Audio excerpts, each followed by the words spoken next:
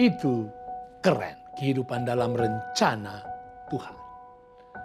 Bersatu kita teguh, bercerai kita runtuh.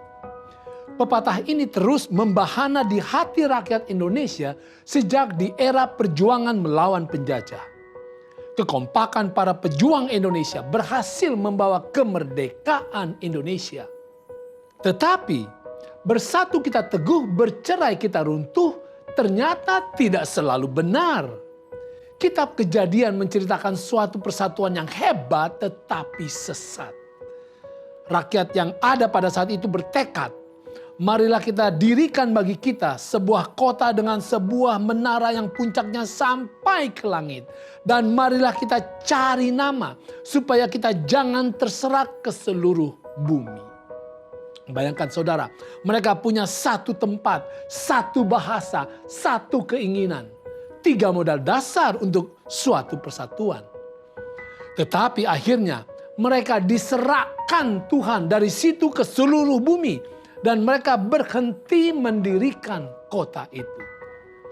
Persatuan mereka berakhir berpuncak dengan perceraian, perpecahan, perseteruan, kekacauan. Dan kalau dalam gambaran perang artinya mereka tunggang langgang, lari ketakutan meninggalkan harapan mereka. Saudara, persatuan apapun kalau tidak dilandaskan oleh roh takut akan Tuhan, tidak akan pernah berakhir indah. Efesus 4 ayat 3-6 menyatakan 7 modal dasar persatuan yang akan berbuah indah. Dikatakan, dan berusahalah memelihara kesatuan roh oleh ikatan damai sejahtera. Pertama, satu tubuh, dan kedua, satu roh. Sebagaimana kamu telah dipanggil kepada, yang ketiga, satu pengharapan yang terkandung dalam panggilanmu. Keempat, satu Tuhan. Kelima, satu iman. Keenam, satu baptisan. Ketujuh, satu Allah dan Bapa dari semua. Allah yang di atas semua dan oleh semua dan di dalam semua. Inilah saja yang harus mendasari suatu persatuan.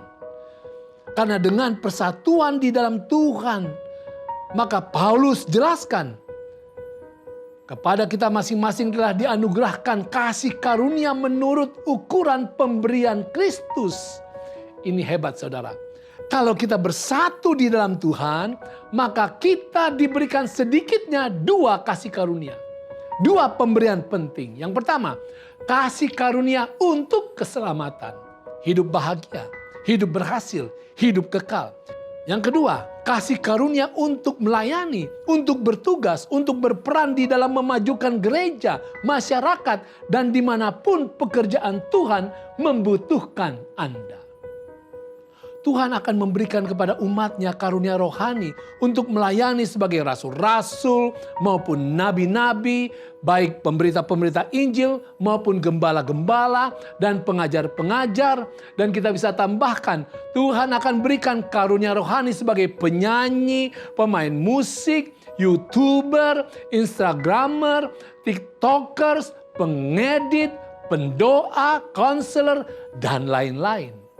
Semuanya untuk menjadi berkat bagi sesama dan untuk membawa kemuliaan bagi Tuhan. Lalu, apa dampak persatuan di dalam Tuhan? Efesus 4 ayat 13 katakan, sampai kita semua telah mencapai kesatuan iman dan pengetahuan yang benar tentang anak Allah, kedewasaan penuh dan tingkat pertumbuhan yang sesuai dengan kepenuhan Kristus. Apa dampak persatuan di dalam Tuhan? Pertama, pengetahuan yang benar tentang kebenaran. Yang kedua, mencapai kedewasaan penuh. Yang ketiga, pertumbuhan yang dahsyat di dalam Yesus. Persatuan tanpa Tuhan pasti akan berakhir pada kekacauan, perpecahan, dan kehancuran.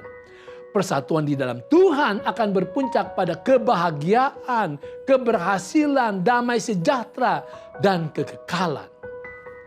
Indonesia memiliki potensi yang sangat hebat. Kenapa? Karena persatuan Indonesia didasari pada ketuhanan yang Maha Esa. Keesaan Allah, kesatuan di dalam Allah, Ini akan membuat Indonesia mempunyai rakyat yang hebat dan dahsyat.